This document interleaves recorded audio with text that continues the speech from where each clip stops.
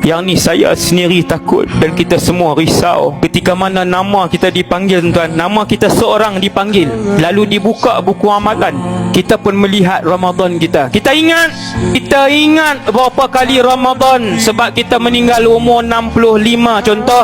65 kita pun tengok senarai tu. Ramadan 1 waktu kita umur 14, Ramadan 2 umur 15 contoh, Ramadan 3 umur 16, Ramadan 4 umur 17. Tengok sampai Ramadan ke 40 lebih, 45, tiada Lailatul Qadar yang ditulis. Kita tanya, ya Allah, mana Lailatul Qadar?